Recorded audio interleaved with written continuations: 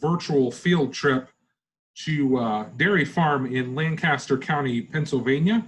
And this field trip is the last of a series of career development field trips that have been going on for the past month.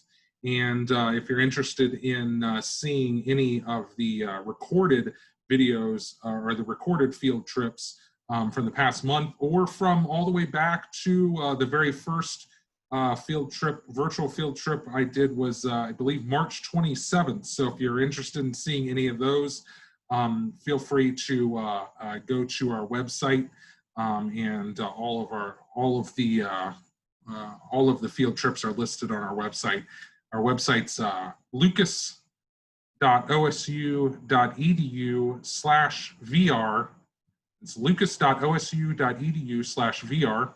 And all of the recorded virtual field trips are listed there. So once again, welcome to this week's virtual field trip to a dairy farm. My name is Elliot Lawrence, and I am the 4-H educator in Lucas County, which is in the northern top of Ohio. It's right on the border of Michigan and Ohio. And we're going to visit a dairy farm that's pretty far away from me. It's out in Lancaster, Pennsylvania, Lancaster County, Pennsylvania. And today we're going to talk about how kind of a dairy farm operates. We're going to talk about what a dairy farmer does, and what the various jobs on dairy farms are. And then also, doesn't have to be specifically a dairy farm. Some of the jobs are on many farms. There's quite a few dairy farms in Lancaster County, Pennsylvania, and some of them are pretty small dairy farms, and some of them are really huge commercial large-scale operations. Cows are typically milked about 3 times a day, and they actually milk them 3 times a day because it makes them more comfortable. It's been shown that cows, after they get milked, they're more relaxed. And they're more comfortable. There's less stress on their body, and they just feel more comfortable, which makes sense. Cows are housed separately based on age, production, and the number of lactations. So the more lactating cows might be housed in a different area than the less lactating cows. The milk is stored on the farm until it's taken to a processing tank or a processing plant by milk tanker trucks. That's pretty much how it is with everything. First off, we're going to look at the different aspects of this barn that we're in right now. The first one is the cooling fan. If you look down there in the end, you'll see the cooling fan that's actually on both ends of this. There are 2 cooling fans, and then we'll zoom in on that so it looks like, see what you can actually see up close there. So the barns are open air design. This particular barn is an open air design. You can see the sides are open, and even the top is open. It allows airflow to the cows while keeping them protected from the elements. Fans and sprinklers are used during the summer months to keep the cows cool. Over here, you'll see actually over on the side, way down at the end, you actually can't see it very well, but if we bring up the picture, it's in another separate room other than the barn. This is called the bulk tank. The bulk tank is where the milk is collected, and it comes from when it comes from the cow. The milk is cooled in the tank to approximately 36 degrees Fahrenheit, and there's an agitator in the middle of the tank that occasionally stirs the milk to ensure that the same temperature is throughout the entire process. Over here, we're going to get a closer view of the milking unit. So this milking unit is placed under, and this is one that's not being used right now. It's upside down, you can see. The milking unit is placed under the cow's udder and collects the milk from the cow. It's currently in the wash position between milking cycles, and it's washed several times or several cycles, and includes hot water and a soapy mixture at very, very high temperatures to kill any bacteria and infection-causing microbes or anything like that to get on the cow's udder. So over here, we're going to get a really close-up view of the cow's udder. And so before the milking unit is placed on the udder is cleaned and the udder is also stimulated, which is done by gently squeezing each teat, getting a stream of milk. This is also a way to check the milk and make sure it's of high quality. If you see the milk looking slightly off colored, or it's a thicker consistency or a thinner consistency, you might know that there might be something wrong with that cow. Feeding, as you can see, we'll get rid of that picture real quick. You can see the feeding, that's what is all along these rows here. There's some cows that are really enjoying some good food there. That's called TMR for short. It stands for a total mixed ration. And the total mixed ration comes in on a giant truck like this, and it includes corn, rye, alfalfa, soybean meal, protein mix, citrus waste pellets, brewer's grain, candy meal, and even molasses. The tractor and mixer are used to mix all the ingredients together, so that all of those ingredients go into that. That's like a giant, if you think of it as a giant, I can't think of the brand name now. It's like a big stand mixer. It's a huge commercial size stand mixer. A lot bigger than anything we'd make bread with at home, right? And interesting enough, it says, I had mentioned, it sometimes contains molasses, and that is actually in there because it's a little bit sweet, and it makes the meal sweet. So they found that the cows enjoy it more if that molasses is in there. So herd diversity. This family farm is mainly of Holstein breed, which is, of course, you can see the classic black and white cows are normally Holstein breed of dairy cows. There are many different types of breeds of cows, and each bred has a different milk quality. Some farms add a second breed to gain higher butter fat or protein in their milk. So it's interesting if you study cows, which this gets into kind of our first job on the farm. You kind of have to know as a dairy farmer, you really have to know a lot about chemistry and milk makeup. So if you're selling milk and it's a lower fat milk, and there's not a lot of butter fat in that milk, then you're only going to be able to sell that as milk. Whereas if you're selling a milk with a higher butter fat, they can go ahead and make that milk into butter, or they can make it into cream.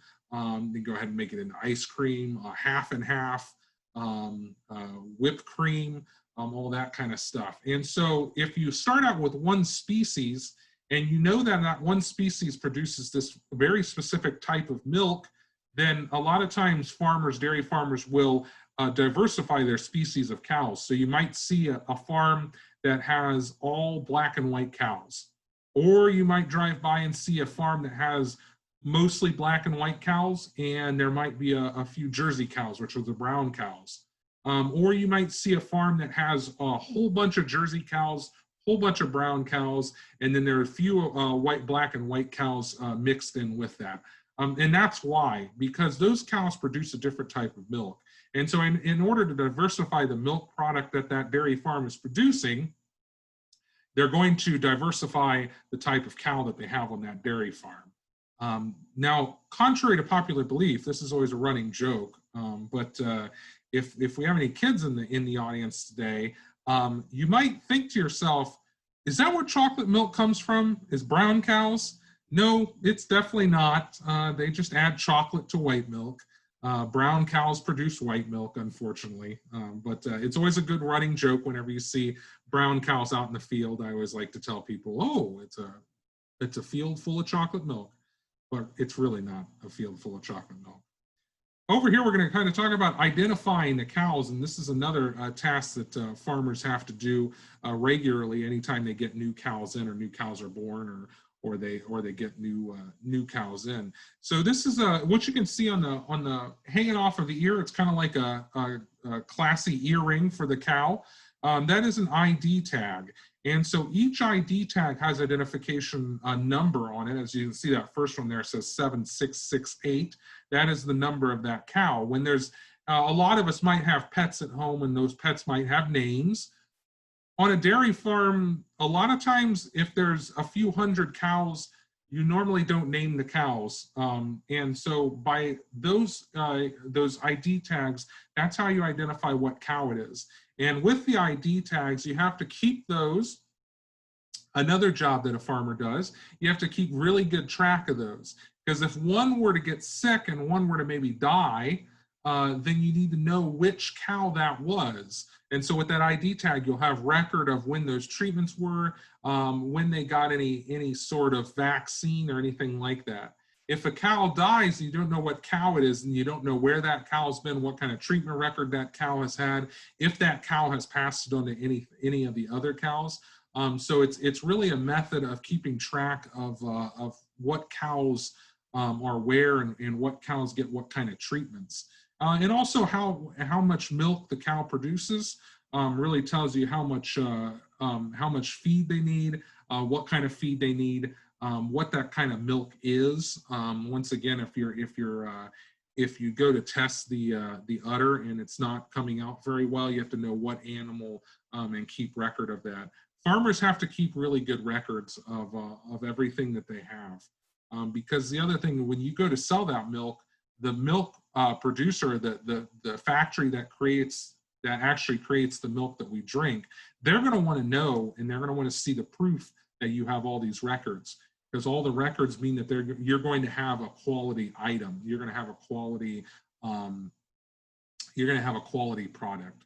The white tag actually serves as a microchip, and it's read when the cow enters the milking parlor. And so the white chip, I'm trying to find one on one of these cows. I'm not seeing a white chip on it. I don't think it's in a good area to be able to see. Let me see if you see any on those cows. I don't see any. But there's usually there's usually a microchip implanted in the cow somewhere, and that lets it tracks. It's like in fact, a lot of farms are doing this. At this farm, I'm not sure at the time this virtual field trip was doing this, but a lot of dairy farms have they look like Fitbits, and they put them in the ankles of the cows, and then they track how much walking that cow does. Because of course, how much walking, the exercise, much like the human body, exercise of a cow really determines how much milk that cow produces and what kind of milk that cow produces. If they're a very sedentary cow and they don't move around a whole lot, they're not going to produce as quality of a product as someone that's out, as a cow that's out roaming around. Some dairy farms, this dairy farm in particular is they do not pasture. So some dairy farms do pasture, especially in warmer climates where there's a lot of grass and they can kind of control what grows in the pasture. The cows will graze in the pasture. Some farms do not allow grazing cows to graze in the pasture. There's usually a lot around the barn, and the cows walk around there, but they don't. You think of a cow wandering out in the rolling fields, just acres on acres. A lot of modern dairy farms do not have pasturing acres for their dairy cows because they just can't control what the cow is eating. If anybody's ever seen the movie, it's a little old now, Napoleon Dynamite. It's a comedy. And there's a scene where he's in FFA and he's judging the milk. It's a milk judging contest, and he says something like it tastes like the cow might have got into an alfalfa field. That's exactly what dairy farms are trying to eliminate by not grazing them. They can control what the cows are eating, and that's what the cows are eating is that TMR, the total mixed ration. They don't want the cows eating stuff that they don't want to eat because cows are very unique. Unlike animals that you raise for meat, cows, what they eat very, very closely relates to what that milk tastes like. So they definitely don't want that to happen. Next, we're going to go outside of the barn, and we're going to talk a little bit about the farm surrounding the barn, and talk a little bit about erosion control. And so Um, so the quantity of farms, because there are so many farms in Lancaster County, and it's a moist, wet weather condition in Lancaster County, there's a great need for erosion control in the county. The waterways in Lancaster are one of the main measures that Lancaster County uses to counteract water runoff. And while keeping the rich topsoil in place, waterways are grassy slope channels that direct water, filter water towards a stream or creek. So it's an interesting, interesting way of controlling water. And a lot of places don't use that. We kind of see more, if you're in an area that might be a little bit steeper terrain, we might see some more ditches. If you're in a flat area, they might have to be man-made ditches to get that waterway through the stream. So what you're looking at right here is a straw matted waterway. So you can see where the straw is laid down there. That's actually to channel the water, and you can see them installing that off of wagons. So this is a freshly placed waterway. The ground is prepared with grass seed and a fertilizer to promote growth. Eventually, that will have water, or will have grass growing in it. It's rolled over the seed and secured with 6-inch metal staples. The matting keeps the seeds and soil in place, preventing the rain from washing it out.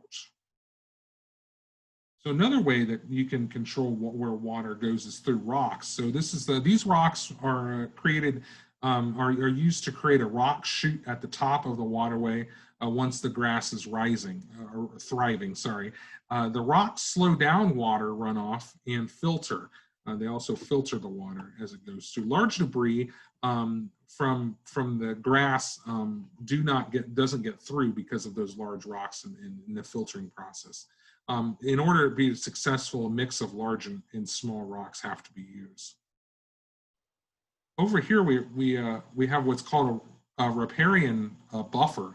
A riparian buffer is a vegetative area on the edges of a stream, and these can be naturally occurring, or farmers can purposely plant them. Riparian buffers protect water source from pollutants and provides banned aquatic and wildlife stabilization. I can't talk today. It also provides these line of trees also provides for a windbreak from the field as well.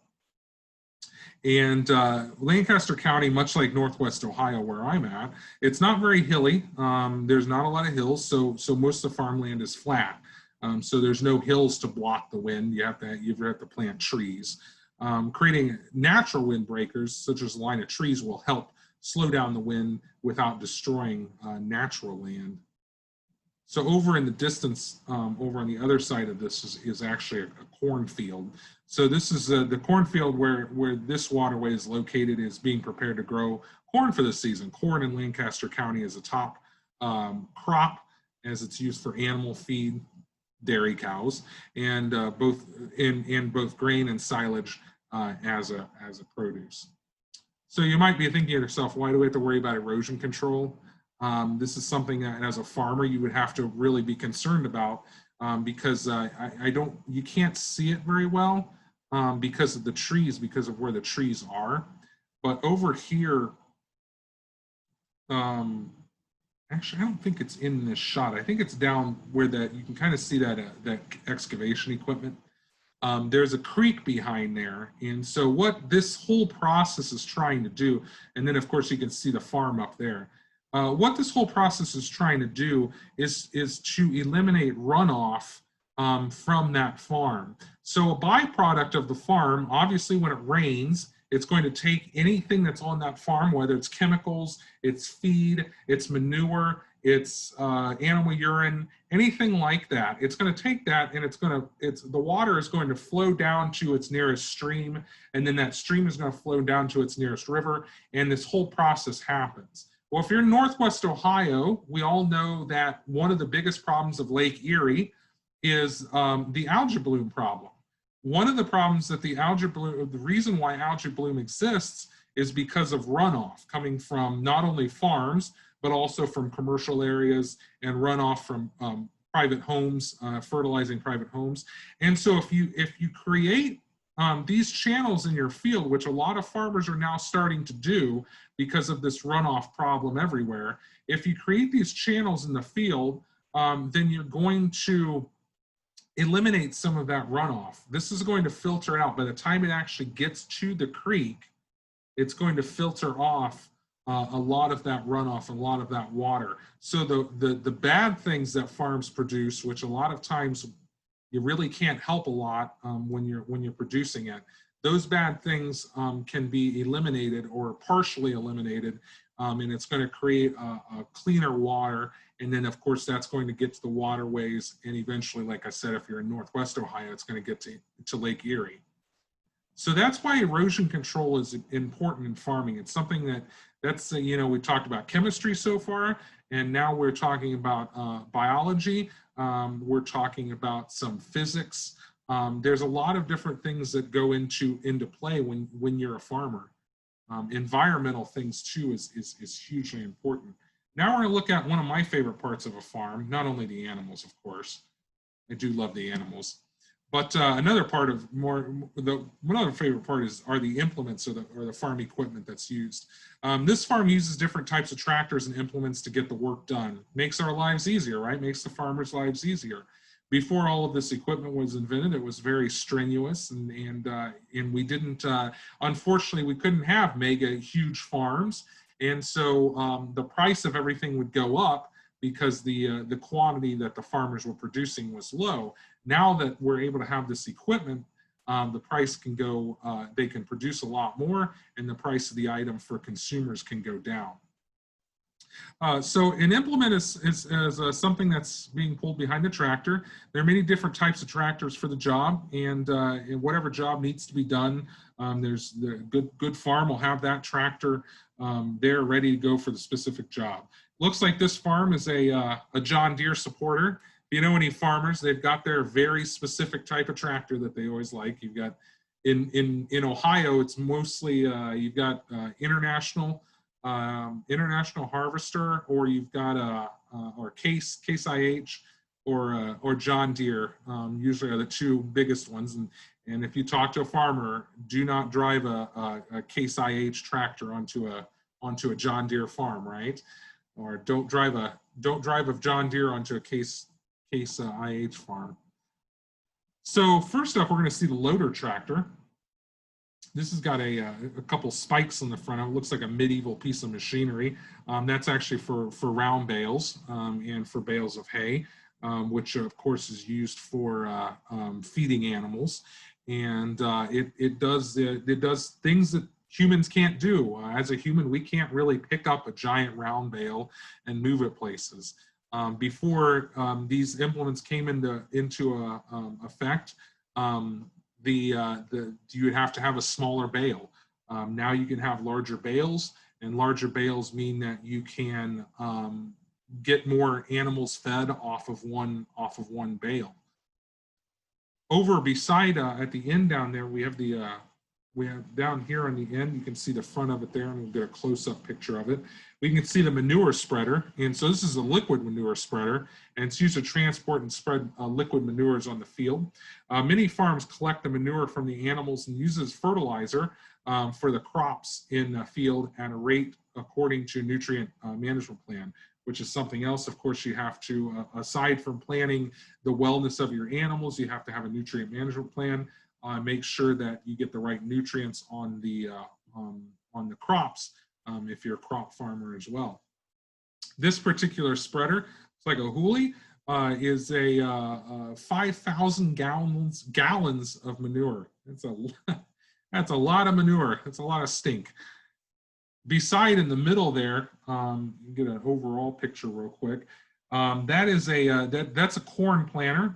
Remember in the previous area, they were going to plant some corn. The corn planter, and here's a close-up view of what the actual planter looks like. The corn planter plants seeds into the ground. The yellow square boxes are where the planter stores the seeds, and then the seeds funnel down the tube and are put in the ground in a straight row. They're big yellow tanks in front of the planter that store the fertilizer. So as they're putting as the seeds are getting put into the ground, the fertilizer is going on top of that to make the seeds grow and to yield better results for that plant. Get a good picture of a sprayer over there. Sprayer is extended in that picture.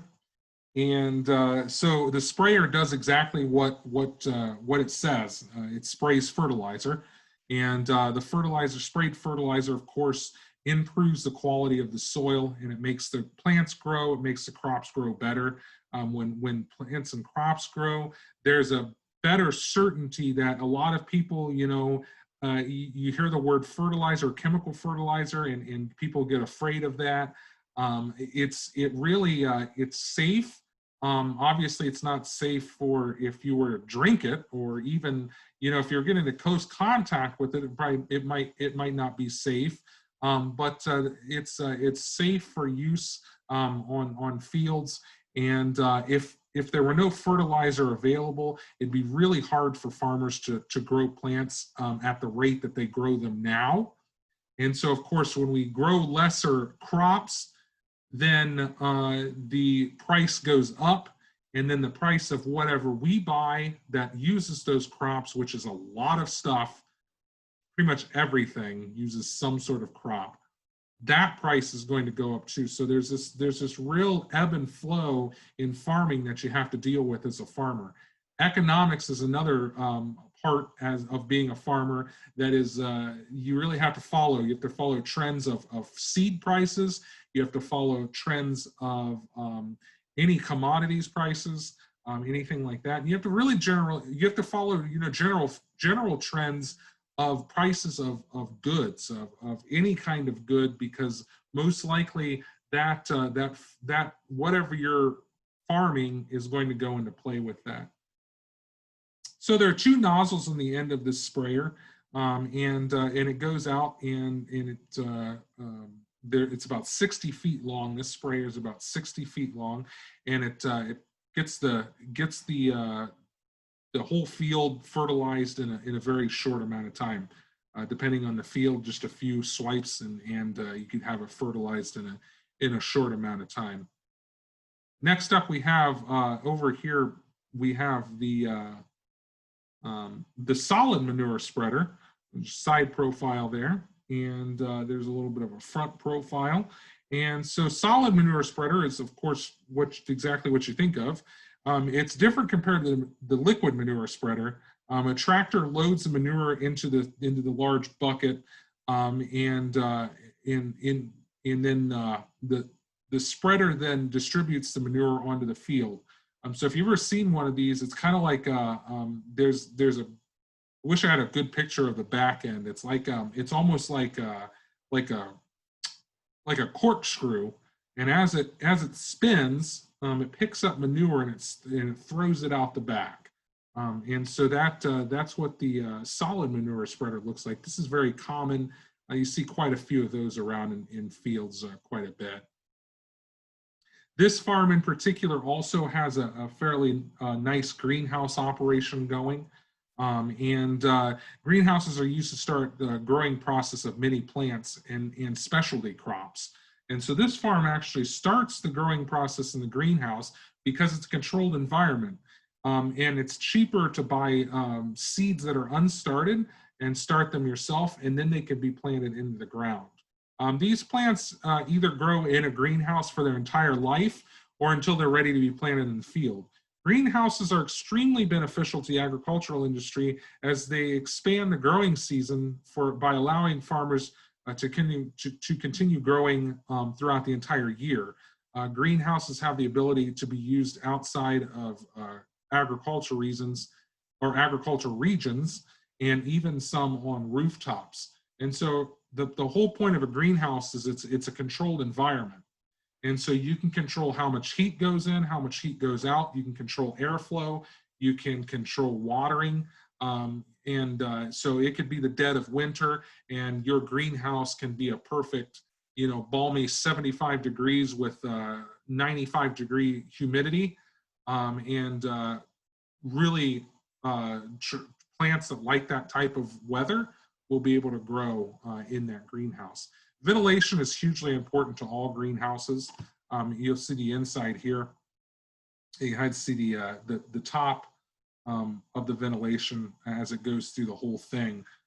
That's the main ventilation of this greenhouse. You can see some vents down at the bottom, and then we'll see the outside. So this is what the outside looks like. There's 3 large vents on the end of the greenhouse. So you control which ones open, which ones close, and so you can have a real nice circular flow pattern, or you can have one side get a lot of air, or you can have just the top getting air, or the top sucking out air. During the summer months, the greenhouse can be extremely hot because of the sun and, of course, the outside temperature beating down. On the ends of the greenhouse, these fans are used to circulate air out and prevent the greenhouse from getting too hot, because if it's too hot, then the plants aren't going to want to grow.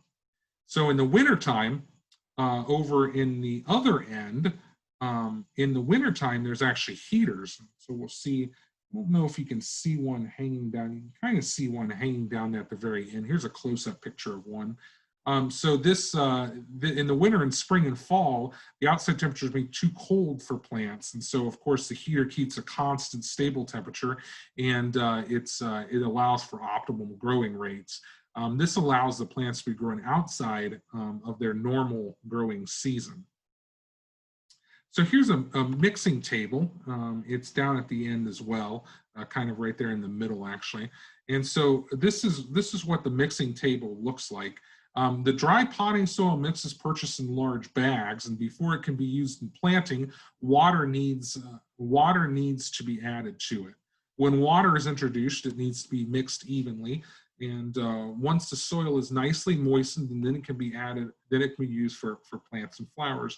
And of course, you can also mix in nutrients and some other fertilizer and stuff to make it grow well.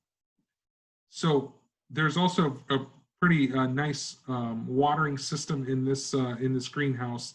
Here you can kind of see it laying there.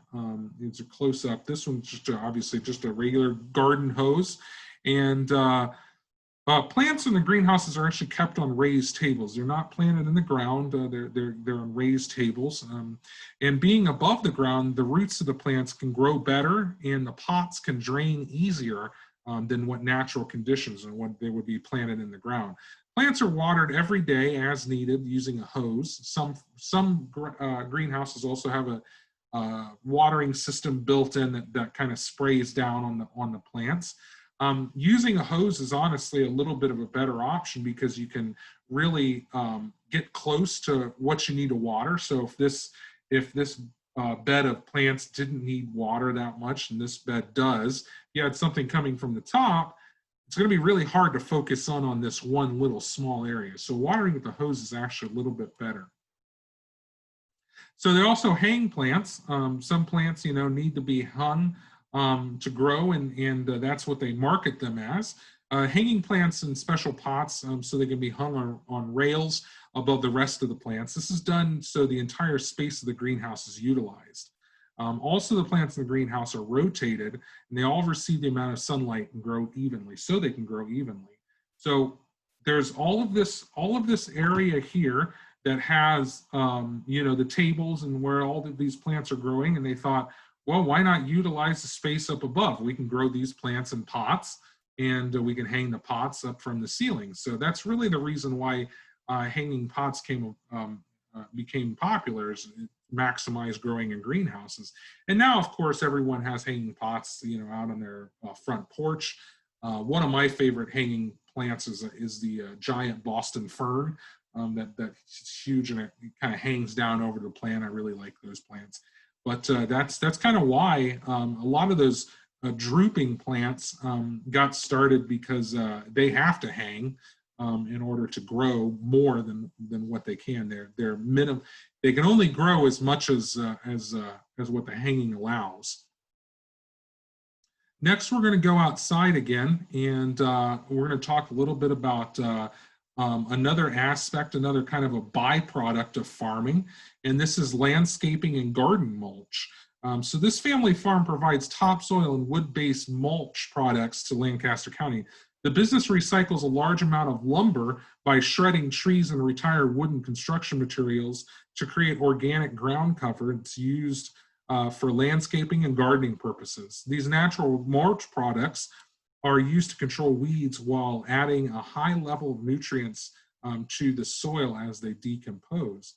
So a lot of farms, what you'll know if you know any farmers in real life, a lot of the farms, they're not. This is considered a dairy farm, as this virtual field trip was advertised, but you'll find out that a lot of farms do a lot of different things. There's greenhouses. They have not only plants that flower and they sell to public, but they start their seeds from the crop farming that they do, which is another type of farming. You know, of course, they have dairy farming, they have crop farming, and then they can use those crops that they farm in the field to be able to feed the dairy cattle, and then they can use the leftover materials from the barns, from having the housing the dairy cattle, and they can make that into mulch and landscaping mulch and gardening mulch.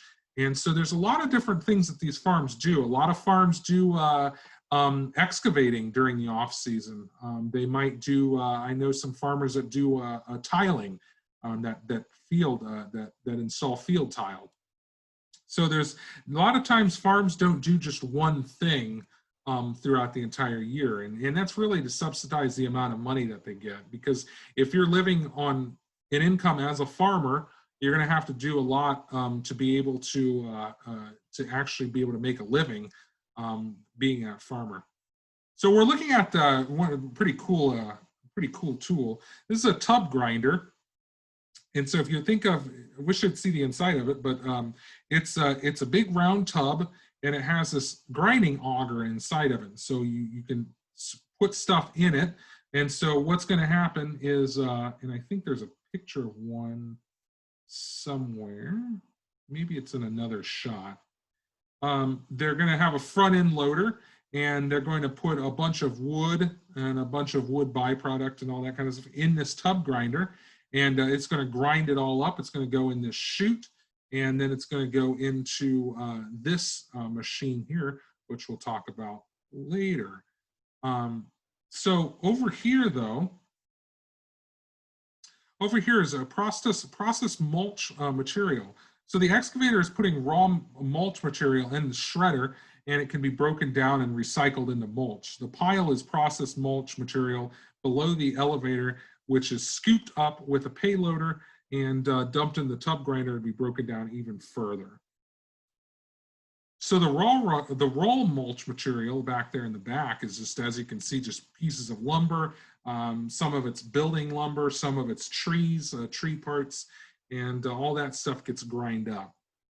And then you can see over here, that's the finished product, of course, but you can see the whole stack of it. That is a finished mulch product, and you'll see some people spreading it on their garden, which is really good for a garden, and really promotes some good growing environment for a lot of different plants. Here's this machine that we were talking about before, and this machine is part of the production line to actually make that. So after the mulch is ground in the tub grinder, it travels up the elevator and falls onto a conveyor belt into the screener. It travels through the screener where it's dyed and moved up the elevator into the green elevator. The elevator moves all the mulch into the finished product pile. So that is a lot of times we see the two popular colors of mulch are brown and black. A lot of times most of that mulch is dyed, and that's the machine that's doing it. So the screening and dyeing process here, we'll see a bunch of different, there's quite a few different styles of mulch and colors. The orange piece of equipment there that we're just looking at, that's the dyer, as I said, and that mixes with water and a natural dye, and it makes these colors that we see here. I think there's actually some other different types of colors as well.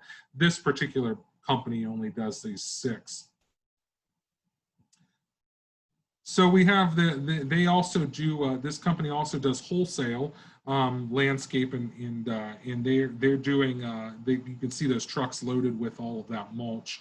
And so large companies will buy this if they have a large area that they need to mulch, large schools, universities, campuses, those types of things, all would buy wholesale. Sometimes landscaping companies buy wholesale as well and just keep them at someplace else. So lastly, we're going to talk a little bit about, the family life of farming. And in Lancaster County, agriculture is very prevalent, and it has been the way of life for many generations. And even for those that don't work on a farm, or don't live on a farm, it's really an integral part of their community. It's a very farming community. They enjoy farmers markets, produce stands, and interactive farm experiences. For these and many other reasons, it's why people visit Lancaster County. There's a large tourist attraction to Lancaster County, Pennsylvania. There's a large Amish population, and of course the backbone of the Amish community is agriculture. And so a lot of people that are, as the Amish call them, the English people, the non-Amish, are into farming as well. So a lot of farms are generational. There's a lot of your great-grandfather started the farm, and your grandfather kept going, and your father kept going, and now you're going, and many of the farms are multi-generational, and it's a heritage of Lancaster County to pass the farm from down through the family. This tradition has kept many farms out of the corporational oversight, and have kept them small and local family-owned farms. And of course, as I mentioned before, there's a strong Amish influence. You'll see an Amish working in the field right there. Their equipment looks a little bit different than modern day commercial ag equipment, but it gets the job done. And there's a very high population of Amish in Lancaster County. The Amish's principle of life is to live life as simple as possible. That's why they don't have large commercial machinery. They have smaller machines, implements that, like I said, get the job done. It might take a little bit longer. It might not yield as much, but a lot of the stuff that they do, they farm for their own. Some Amish do farm commercially, where they're selling their product on a large scale, but a lot of Amish farmers do not sell commercially. They keep it for themselves, or at least the community. They do spread it out through the community, but they won't sell it to a large, Kalmbach Feeds is one of the large places where I grew up. They wouldn't sell their product to Kalmbach for them to distribute throughout the world. Most of the time, they're selling to just a community. So restoring the history. Interesting about this barn actually caught on fire at one point in time, and the people that did this field trip wanted to talk about restoring the Farmall tractor that you see there. It got destroyed in the fire, and they fully restored it. I believe it was an FFA project actually to restore that. And a lot of times that's one of that's kind of like a side hobby for a lot of farmers. They've got these tractors sitting around that they used for 40 or 50 years, that their grandparents used and their great grandparents used, and they're just sitting around in the barn. And so tractor restoration has become very popular among farming communities. And there's some really, really good looking restored tractors out there. And that's kind of the way of restoring history, of being proud of who you are and what that family farm has been.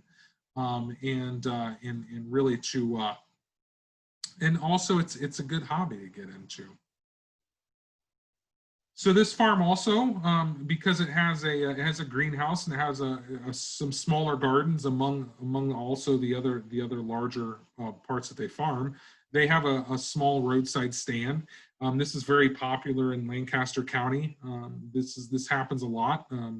As for pretty much anywhere in rural America, it happens a lot in rural Ohio as well. Amish also have a lot of roadside stands that they sell from, and it's become quite an economy for that. So this is something interesting. I love the interior of this barn. This is called the Lancaster Central Market, and so this is taking agriculture into the city. Many vendors sell their produce and goods and handmade items to both local residents and tourists visiting the humble community.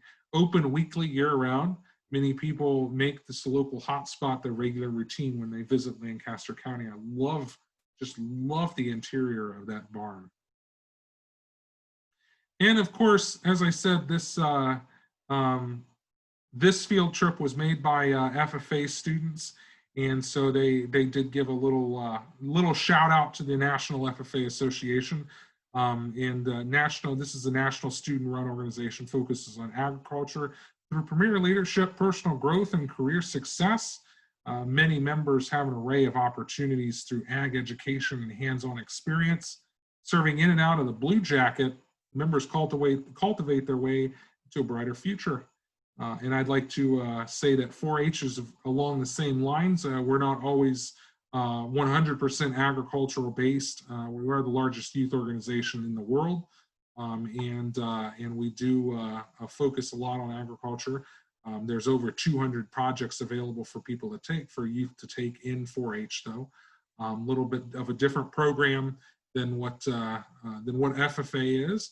But we share some of the very same values, both FFA and 4-H. So I thank you very much, everyone, for attending today. And next week, we are not going to have a virtual field trip next week. I'm not sure what we're going to do the week after that, but stay tuned. And hopefully we'll see you around, and have a good weekend and stay safe, everybody.